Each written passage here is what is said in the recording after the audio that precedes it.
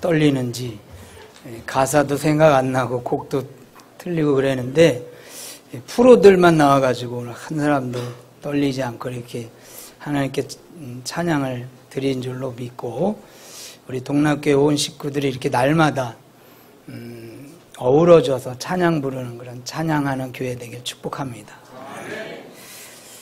분위기가 이쯤 돼서 저도 한 곡 해볼까. 제가 노래를 이제 한 줄 정도 할 건데요. 이 노래는 곡을 뭐 박자가 어떻고 뭐 곡이 어떻고 그렇게 듣지 마시고 가사를 잘 들으시고 내 마음에 와닿는 가사가 뭔가 여러분들이 그 내용 중에 나 이 노랫말 중에 내 이 가사가 참 마음에 든다. 그걸 하나 찾아내면 되는 거예요. 아시겠죠? 준비됐습니까? 우리 학생부 준비됐죠? 제가 노래를 할 텐데 본인이 좋아하는 가사가 뭘까 생각을 해보십시오. 뿜밥 뿜밥 뿜밥 뿜밥 뿜밥 뿜밥 뿜밥 뿜밥 저 푸른 초원 위에 빠라라라라 그림 같은 교회 짓고 빠빠라바바바 사랑하는 예수님과 한 백년 살고 싶어. 예, 감사합니다. 생각하셨어요? 1번 저 푸른 초원, 2번 그림 같은 교회, 3번 사랑하는 예수님, 4번 한 백년 살고 싶어. 한 가지만 고른다면 여러분들이 어느 단어가 제일 마음에 와닿아요? 예, 사랑하는 예수님인 줄로 믿습니다. 예. 신앙심이 깊은 사람들은 그저 예수님만 계시면, 예수님과 함께라면 뭐 저 푸른 초원이 필요 있냐, 그림 같은 집 아무 소용이 없어. 나는 한 백년 살든 50년 살든 그저 예수님과 함께하면 최고다, 이런 생각을 하시는 줄로 믿어요. 이것을 예수님과 라면 나는 인생이 가장 행복하다는 그런 신앙 고백을 성막으로 표현하면 어떤 의미가 있냐면요, 나는 지성소에서 하나님과의 만남이 최고다라는 신앙 고백이 되는 거예요. 그런데 오늘 살펴볼 본문을 보면 성막에서 가장 중요한 것이 지성소라고 말할 수 있는데 그것 말고도 또 중요한 게 있다. 오늘 9절을 읽어보면 너는 성막의 뜰을 만들지니, 성막에는 하나님을 만난다는 지성소도 중요하지만 성막의 뜰도 중요하다. 이 부분을 제가 오늘 설교하려고 합니다. 우리가 흔히 썬데이 크리스찬 또는 이제 주일날 그냥 이렇게 형식적인 예배를 드리고 돌아가는 사람들을 뭐라고 그러냐면요, 성전 뜰만 밟고 다닌다. 그런 얘기 들어보셨죠? 여러분, 오늘 여러분들이 성전 뜰을 밟고 있어요.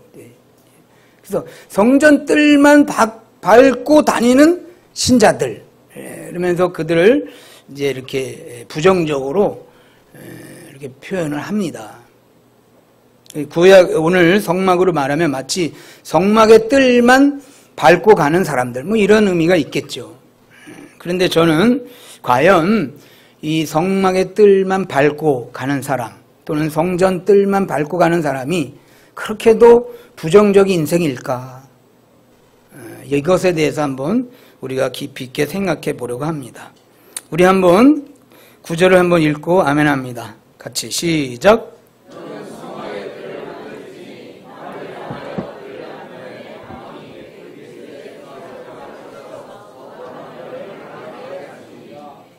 아멘. 뜰을 만들라라는 것은 건축으로 말하면 우리가 집을 지을 때 마당을 만들라, 특별히 앞마당을 만들라. 그리고 10절에 보면 그 기둥이 20이며 20개의 기둥을 이제 이렇게 울타리 형식으로 기둥을 받고 거기다가 세마포 장을 치는 내용이 쭉 나오는 거예요. 이것은 울타리를 만들라, 그런 뜻이에요. 그리고 이 성막에는 울타리와 또 기둥만 있는 게 아니라 또 중앙에는 대문도 있어요. 그래서 우리 주택으로 말하면 이렇게 큰 마당에 집을 짓고 그 집 주변으로다가 담장을 쌓고 그 앞에 대문을 만든다. 그런데 이 성막을 이제 전체적으로 보면 대략 306평이 돼요. 그래서 가로가 22.5, 세로가 45m. 그래서 약 306평이 되고 그 안에 이제 그 306평의 테두리를 이제 울타리를 치는 거예요. 그리고 그 안에 이제 성소와 지성소가 이렇게 들어 있는데요. 그것이 약 18평이에요. 그러면 이제 성소는 지성소는 대략 8평이 되고 그다음에 성소는 12평이 돼요. 그래가지고 6평, 12평 해가지고 18평이 성소와 지성소고 나머지는 다 뜰이에요. 이제 이해가 되시겠습니까? 여러분 집을 구상하시면 돼요. 집이 306평의 대지 위에 18평의 건축을 한다. 그리고 나머지는 마당으로 만든다. 그런데 오늘 이 성막의 뜰을 보면 그 뜰을 중심으로 해서 306평의 가로 세로를 그 울타리를 말하자면 담장을 이렇게 만든 것을 보면서 우리가 이런 생각을 할 필요가 있어요.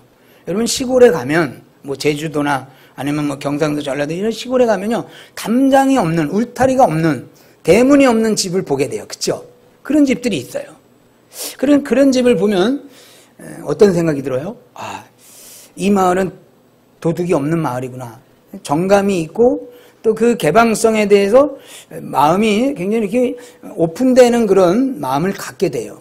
담장이 높고 막 도시 마냥 거기다 또 그 울타리에다가 또 뾰족한 거 막 이렇게 새삿을 걸어놓고 그러면 뭔가 좀 마음에 어떤 답답함이 있죠. 그러나 개방된 대문도 없고 울타리도 없는 개방된 집을 볼 때는 굉장히 정감이 있다. 그런데 하나님께서 이 성막을 만들려고 하실 때 그렇게 개방적으로 그냥 뭐 뜰일도 없이 이렇게 들어가서 이렇게 하시지 않고 이렇게 대문도 만들고 여기 담장도 울타리도 만들었다 그거예요. 말하자면 개방적이지 않고 성막은 폐쇄적이다 이렇게 말할 수 있어요. 그러면 왜 하나님께서 이 성막을 만드실 때 개방적으로 하지 말고 폐쇄적으로 만들라 이렇게 했을까? 그 이유가 뭘까? 그걸 먼저 우리가 살펴보겠습니다. 레위기 11장 45절 우리 같이 읽고 아멘합니다. 시작. 나는 너희의 하나님이 되려고 너희를 애굽 땅에서 인도하여 낸 여호와라. 내가 거룩하니 너희도 거룩할지어다. 아멘. 하나님은 거룩하신 분이십니다. 그리고 우리도 거룩하길 원하시는 거예요. 여기서 이 거룩이라는 히브리어 단어는 구별이다. 그래서 성막은 이 안의 뜰과 밖에를 대문과 울타리를 친 것은 이 지역과 밖의 지역은 서로 구별되다라는 의미를 가지고 있는 거예요. 그래서 그 구별됨을 만들기 위해서 하나님이 울타리를 폐쇄적으로 한 거다. 그래서 우리가 일반 그러니까 믿지 않는 사람들은 폐쇄적이다 그러는 것이고 믿는 사람들은 뭐라 그러냐면요 거룩한 것이다 이렇게 얘기를 하는 거예요.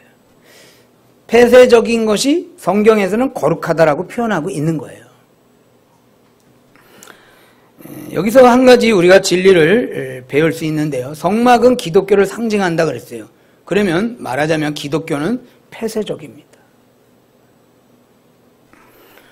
성막의 뜰 안에는 아무나 들어올 수가 없어요. 들어올 수 있는 사람만 들어오는 거예요. 그래서 폐쇄적인 거예요. 이 말은 무슨 얘기를 하는 거냐 하면요. 구원이라는 것은 모든 만민이 구원을 받는 게 아니에요. 하나님께서 택하신 백성만 구원을 받는 거예요. 믿습니까? 네. 성막이 울타리가 없이 개방적이면 큰일 납니다. 그 말은 무슨 얘기냐면 기독교 외에도 구원을 받을 수 있다라는 말인 거예요. 여러분, 성막 밖에 있는 사람들은 구원을 못 받는 거예요. 말하자면. 그러니까 그 마당을 밟는다는 것은 이미 하나님의 선택된 백성으로서 구원받은 백성이기 때문에 그 성막 안에 마당을 밟게 되는 거예요. 요즘에는 포스트 모더니즘이라 그래가지고 교회 밖에도 구원이 있다 그래요. 불교든 유교든 무슨 교든 자기가 그걸 진실되게 믿으면 거기에 구원이 있는 것이지 뭐 교회에만 있냐 그러죠. 아닙니다. 따라해 보겠습니다. 교회 밖에는 구원이 없다. 네. 교회 안에만 구원이 있습니다. 그래서 성막은 폐쇄적인 거예요. 개방적이지가 않아요. 개방적이라는 것은 뭐냐면요, 누구라도 예수를 안 믿는 사람이라도 착한 일을 하든 뭐 자기 나름대로의 뭐 선행을 하든 구원의 방법이 있다는 거예요. 근데 그러나 기독교는 그것을 용납하지 않습니다. 문을 열어놓지 않아요. 울타리가 열려 있지 않아요. 닫혀 있어요. 개방적이지 않고 폐쇄적이에요. 이것은 오직 기독교에만 구원이 있다라는 상징적인 내용인 것입니다. 그러므로 우리가 여기서 생각해 볼 것은 성막의 그 뜰을 밟는다는 것이 복이에요, 아니에요? 복인 줄로 믿습니다. 그러니까 우리가 아까 제가 서론에서 말했듯이 아유 뭐 성전 뜰만 밟고 다녔어. 물론 그런 형식적인 크리스찬에 대해서 부정적인 인용으로 말을 한 거지만 그러나 그게요 부정적인 게 아니에요. 복인 거예요. 여러분 오늘 성전 뜰 그래요. 이 예배 자리에 앉은 이곳이 이 자리에 앉은 이 자체가 큰 복인 줄로 믿습니다. 그래서 시편은 이런 노래를 하고 있습니다. 두 구절을 보겠습니다. 65편 4절 같이 읽겠습니다. 시작. 주께서 택하시고 가까이 오게 하사 주의 뜰에 거하게 하신 사람은 복이 있나이다. 우리가 곧 주의 성전의 아름다움으로 만족하리이다. 아멘. 하나 또 보겠습니다. 100편 4절 시작. 감사함으로 그 문에 들어가며 찬송함으로 그 궁정에 들어가서 그에게 감사하며 그 이름을 송축할지어다. 아멘. 시편은요 주의 뜰에 거하는 자가 복이 있다 그랬어요. 일단은 이 들어온 것만도 큰 복인 거예요. 그리고 100편에서 뭐라 하냐면 이 주의 뜰에 들어온 이것을 궁정이라 이렇게 표현했어요.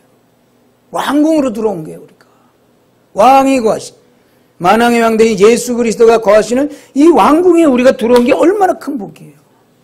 복인 줄로 믿습니다. 네. 그래서 성전 뜰만 밟는다고 이렇게 표현하는 것은 어떤 의미에서는 옳은 표현이 아니에요. 성전 뜰 밟는 것이 아무나 밟는 줄 아세요? 이곳에 아무나 들어오는 게 아니에요.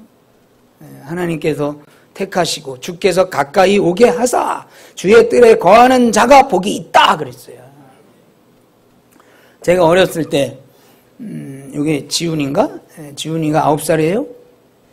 9살도 안 된 은상이라는 어린 소년, 학교도 가기 전에 제가 열심히 한 일이 있었는데 그게 뭐냐면 겨울이면 연을 잘 만들었어요. 하루에도 뭐 신문지 찢어가지고 그 또 뭐예요? 그 우산대 그거 부서진 거 깎아가지고 대나무로다가 이렇게 가오리 연도 만들고 방패 연도 어릴 때부터 하루에도 10개 만들었나 봐요. 그래가지고 그거를 줄에 매달려가지고 나가서 이제 열심히 이제 날려요. 근데 이 연이라는 것이 여러분 해보면 알겠지만 잘 뜨지가 않아요. 그러면은 어떻게 해요? 막 줄을 붙잡고 막 달려요. 뜰을 막 그 밭으로 논으로 막 뛰어가면 연이 떠올라요. 그렇게 날렸는데 제가 초등학교 들어간 이후에는 이 연의 원리를 제가 깨달은 거예요. 그래가지고 어떻게 날렸냐면요. 이게 뛴다고 되는 게 아니더라고. 그래서 연을 실에서 이렇게 풀어가지고 저만치 연줄에 연결해서 연을 저만치 갖다 놔요. 실로다가 이렇게 해서. 그리고 딱 앉아 있다가 뭐 집에 잠깐 들어가기도 하고 그러다 바람이 불면 와가지고 딱 이렇게 바람 불면 바람을 이용해서 연을 띄우는 거예요. 이게 고수예요. 근데 하수들은 그냥 들고 뛰어. 고수는 바람 불기를 기다린다.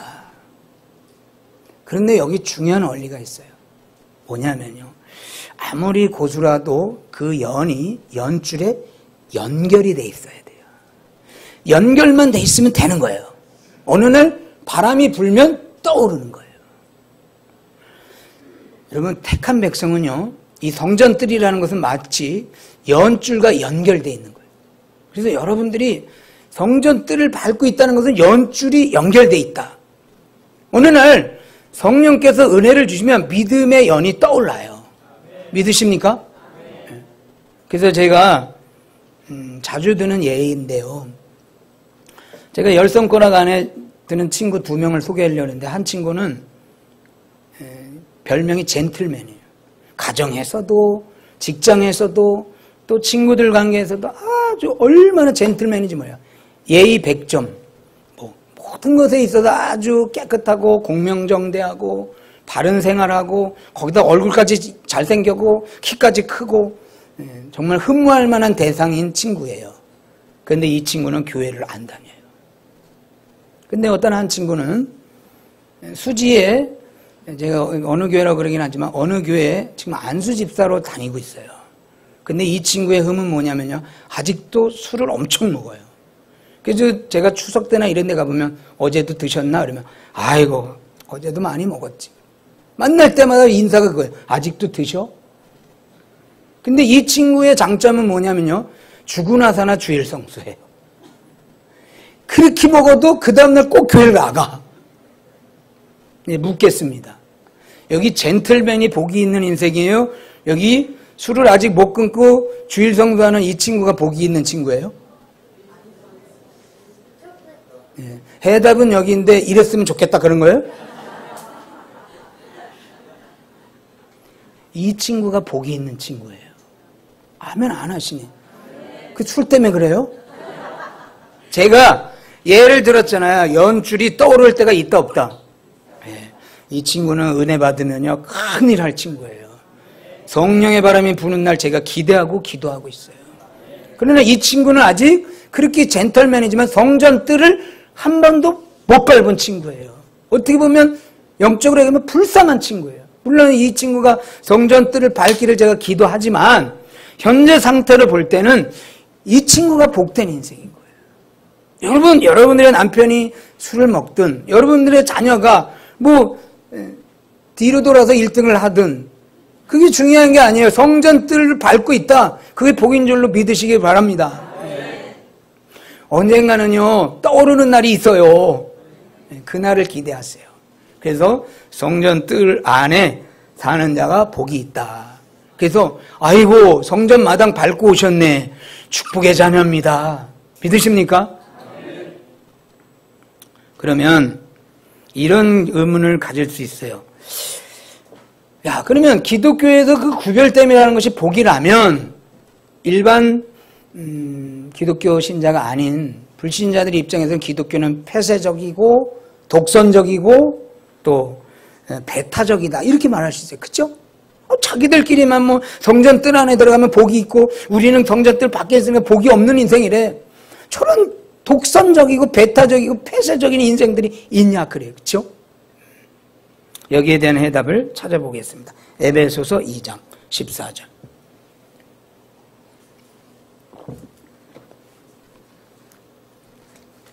에베소서 2장 14절 같이 읽고 아멘합니다. 시작. 그는 우리의 화평이신지라 둘로 하나를 만드사 중간에 막힌 담을 하시고. 아멘.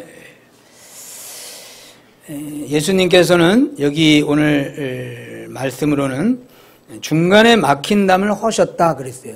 그는 예수 그리스도께서. 그러면 이 중간에 막힌 담이라는 게 뭐냐? 이 배경을 제가 설명해 드릴게요. 우리가 지금 성막을 배우고 있는데요. 이 성막이 더 발전돼서 성전이 되는 거예요. 그렇죠? 근데 성전은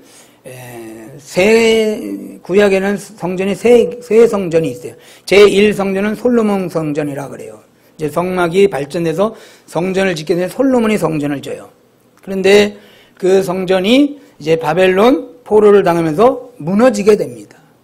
그래서 다시 포로로 잡혀갔던 이스라엘 백성들이 다시 돌아와서 제2성전을 져요. 그것을 수룹바벨 성전이라 그래요. 왜냐하면 그때 지도자가 수룹바벨이었기 때문에. 그리고 나서 이제 수룹바벨 성전은 이전의 성전보다 그 영광이 뭐라 그럴까요? 초라해요. 솔로몬의 성전은 굉장히 웅장하고 크고 화려했다면 스룹바벨 성전은 어려운 가운데 졌기 때문에 굉장히 초라한 성전이라 볼 수 있어요. 그런데 제3성전이 등장하게 되는데 그게 뭐냐면요. BC 대략 한 20여 년 전, 그러니까 예수님 오시기 20여 년 전에 헤롯 왕이 이제 이 제2 스룹바벨 성전이 너무 이건 초라하다. 그래서 이것을 좀 웅장하게 만들자 그래가지고 말하자면 재건축을 하게 됩니다. 그것을 AD 64년까지 해요. 그러니까 대략 80년 정도, 80여 년 동안 그 제3성전을 재건축하는 거예요. 그런데 이 헤롯 대왕이 재건축을 할 때 이것을 성전을 더 크게 확장하기 위해서 한 일이 뭐냐면요. 오늘 이 성막의 뜰이를 하는 거죠. 이 뜰을 확장을 시킵니다. 그래서 성전의 뜰을 세 구역으로 만드는 거예요. 그래서 지금 성막의 뜰은 이스라엘의 뜰, 그리고 그 다음에는 이방인의 뜰, 여인의 뜰, 그리고 그 다음에는 이방인의 뜰. 그래가지고 뜰을 이 성전에 처음에 있는 성전의 뜰보다 3배 정도로 더 넓혀서 뜰을 만들어 놓는 거예요. 그래서 우리가 예수님이 성전을 청결하러 오셨을 때 환전상들과 비둘기 파는 사람들이 몰려 있다 그랬어요. 그렇죠? 거기가 바로 이방인의 뜰에 있었던 거예요. 그리고 두렙돈으로다가 헌금을 하는 사람이 있었어요. 그죠? 거기는 여인의 뜰에서 그 헌금을 한 거예요. 근데 문제는 뭐냐면 이 이방인의 뜰과 여인의 뜰 사이에 담을 만들었어요. 그리고 담을 만들었고 거기다가 경고문을 이렇게 붙여놨습니다. 뭐라 붙여냐면요. 이방인은 안쪽 뜰과 성소 주변으로 들어올 수 없다.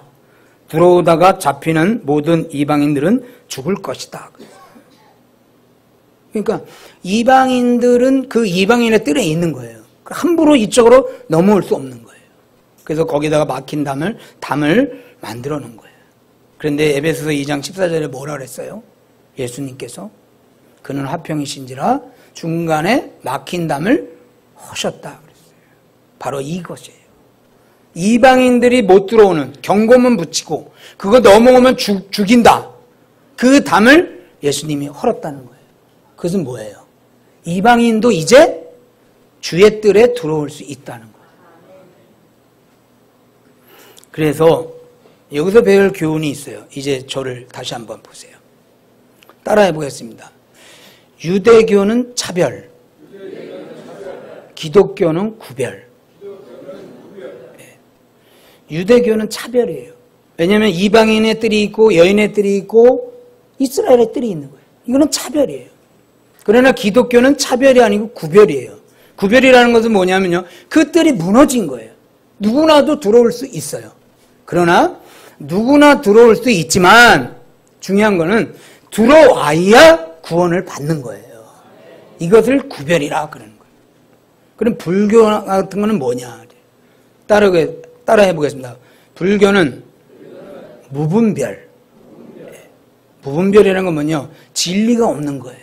분별이 없어요. 그래서 유대교와 같은 경우에는 차별이고 불교 및 여러 사상과 철학과 이런 모든 것들은요. 포스트 모더니즘은 다 무분별이에요. 오직 기독교만 구별이에요. 이것이 기독교만 진리라는 거예요. 믿으십니까? 요한복음 10장 9절로 가보겠습니다. 요한복음 10장 9절. 같이 읽고 아멘 합니다. 시작. 내가 문이니 누구든지 나로 말미암아 들어가면 구원을 얻고 또는 들어가며 나오며 꼴을 얻으리라. 아멘. 무슨 얘기입니까? 문이 열려 있어요. 문을 닫아놓고 못 들어와 그러면 그건 차별이지만 문을 열어놓고 들어와. 그러나 들어와야 성막의 뜰을 밟아야 그게 구원이라는 거예요. 이게 구별입니다. 그래서 저와 여러분들은 구별된 백성이 된 줄로 믿습니다. 그리고 우리가 믿는 기독교는 참된 진리예요. 어떻게 보면 인생은요 차별이에요. 왜냐면은 우리가 아다시피 어딜 가면요 예를 들어서 콘서트 가잖아요. 콘서트 가면은 차별이 있어요. 돈 많이 내 5만 원짜리 티켓은 앞자리 앉고 10,000원짜리 티켓은 저 뒷자리에 앉고 로얄석, 일반석 다르잖아요. 그죠? 어떻게 보면 그게 차별이잖아요. 똑같이 들어가는 게 아니라 돈대로 들어가는 거예요. 가난한 자의 뜰이 있고 부유한 자의 뜰이 있는 게 콘서트장이에요. 인생도 어떤 의미에서는 그래요. 여러분 강남은요 전세가 얼마인 줄 아세요? 여러분이 지금 이 동네에서 살고 있는 그 70평을 팔아도 전세 못 들어가요. 강남에 사시길 축복합니다. 그건 뭐예요? 가난한 자의 뜰이 있고 부유한 자의 뜰이 있는 거예요. 못난 자의 뜰이 있고 잘난 자의 뜰이 있고 어떻게 보면 인생은 유대교와 같은 인생인 거예요. 차별이다. 그래서 요즘에는 뭐라 그래요? 차별금지법. 그래서 성소수자들 그들을 차별하지 말라 그래요. 그 외침은 맞는 말이에요. 그러나 그것이 그들은 차별하지 말라 그러는 것이지만 그 내용은 아까 뭐라 했어요? 모든 사상과 기독교 외의 모든 사상과 모든 종교와 모든 철학은 무분별이라 그랬어요. 그들은 차별하지 말라는 것을 요구하지만 사실 그들의 속에는 내가 죄져도 건드리지 말라는 무분별 가운데 빠져 있는 거예요. 그래서 종교적으로나 사상적으로나 철학적으로나 가장 절대적 우위에 있는 것은 기독교인 줄로 믿으시기 바랍니다. 기독교가 이 사회와 온 인류에 얼마나 선한 영향력을 끼쳤느냐. 이건 매우 중요한 거예요. 그것은 왜냐하면 기독교만이 오직 구별됨을 주장하기 때문에 그러는 거예요. 그래서 오늘 우리가 이 구별됨의 자녀로 성전 뜰을 밟고 산다는 것이 얼마나 큰 축복인가 다시 한번 확신하시기를 바랍니다. 이런 글이 있습니다. 제가 한번 읽어드려 볼게요. 복이란 무엇일까? 복. 가난한 사람에게 물으면 돈 많은 것이 복이라 하고 돈 많은 사람에게 물으면 건강한 것이 복이라 하고 건강한 사람에게 물으면 화목한 것이 복이라 하고 화목한 사람에게 물으면 자식이 있는 것이 복이라 하고 자식이 있는 사람에게 물으면 무자식이 복이라 합니다. 아까 아빠와 딸 찬양하는 거 보셨죠? 딸 없는 사람 서럽죠? 그러면 그 사람에게 복은 뭐예요? 나도 아들을 얻으면 복 받은 거예요. 오누이가 아까 찬양하는 거 되게 아름다웠죠? 그러면 누나 없는 형만 있고 누나만 있는 그 동생의 입장에서는 어떤 게 복이에요? 나도 누나가 있었으면 좋겠다. 가끔 용돈도 좀 주고 주시는 줄로 믿습니다. 그러니까 우리는 복을 뭐라고 그러냐면 남들 가지고 있는데 내가 못 가지고 있어. 근데 어느 날 그것을 내가 갖게 될 때 나도 복 받았다 그래요. 그러면 여러분 이것을 뒤집어서 생각해 보세요. 남이 없는 것을 내가 가졌으면 내가 복이 아니에요. 복인 거예요. 그래서 성막들 밖에 있는 사람을 볼 때 내가 복인 거예요, 아닌 거예요? 복인 거예요. 그런데 중요한 거는 구원 외의 것들은 따지고 보면 구별이 아니고 아까 말씀드린 차별 아니면 무분별이에요. 왜냐하면 그것은 아무나 문이 열려 있지가 않아요. 내가 콘서트장에 로얄석을 가고 싶다고 해서 내 마음대로 가는 게 아니에요. 거긴 돈을 내야 돼, 그만큼. 그렇게 모든 인생들은 어떻게 보면 차별 대우를 받게 돼 있어요. 그리고 그것을 다른 사람보다 내가 그 차별을 얻었을 때 나는 복이라 그러는 거예요. 그러니까 그거는 어떻게 보면 진정한 복이 아니죠. 진정한 복이라는 건 뭐냐면 누구라도 열려 있고 누구라도 그것에 들어갔을 때 복을 받을 수 있는 거예요. 그게 뭐냐? 성막의 뜰이라는 거예요. 기독교의 구원의 문이라는 거예요. 예수님이 아까 말씀하셨잖아요. 누구든지 문을 열어놨으니까 들어와라. 돈 없는 자도 오고 가난한 자도 오고 부유한 자도 오고 누구라도 남녀노소 지고와 또는 선행과 악행과 상관없이 누구라도 넘어 들어오면 이 성막의 뜰을 밟으면 그게 복이다 그랬어요. 그런데 그 복을 우리가 지금 받았잖아요. 참된 복, 차별의 복, 무분별의 복이 아니라 구별된 복을 받은 거예요. 그래서 이 구원의 문 안에 들어와서 우리가 이 자리에서 하나님 앞에 예배드리고 있는 것이 이거 얼마나 큰 축복이냐. 복의 복, 복 중의 복. 가장 안전한 복이고 가장 진리의 복이고 가장 절대적인 복이다. 누구도 흉내낼 수 없고 누구라도 우리에게 이 복을 줄 수 없는 이 구원의 복을 우리가 받아 누리고 있는 줄로 믿습니다. 다 같이 시편 84편 교독하고 설교를 마치도록 하겠습니다.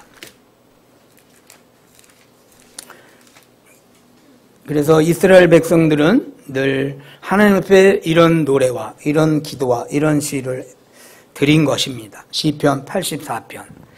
저와 여러분들이 한 절씩 교독하겠습니다. 만군의 여호와여, 주의 장막이 어찌 그리 사랑스러운지요.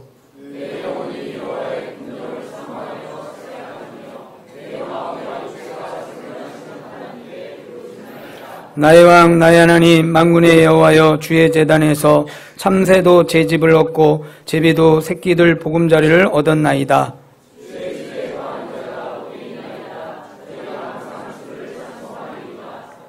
주께 힘을 얻고 그 마음에 시온의 대로가 있는 자는 복이 있나이다.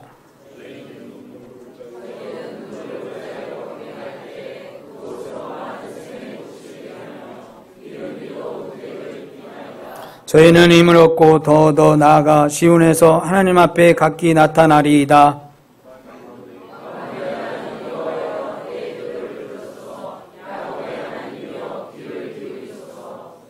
우리 방패이신 하나님이여, 주의 기름 부으신 자의 얼굴을 살펴보옵소서.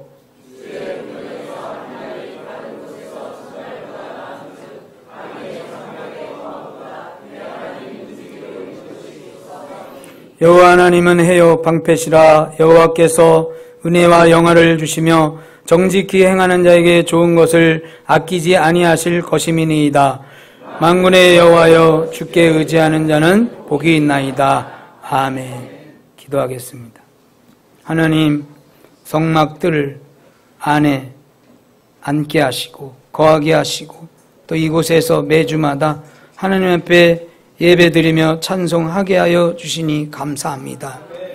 악인들의 장막을 부러워하지 말게 하시고 이곳이 얼마나 큰 축복인가를 깨닫게 하시고 놓치지 말게 하시고 영원히 이 주의 성전 뜰방 안에 사는 믿음의 백성들 되게 하여 주옵소서.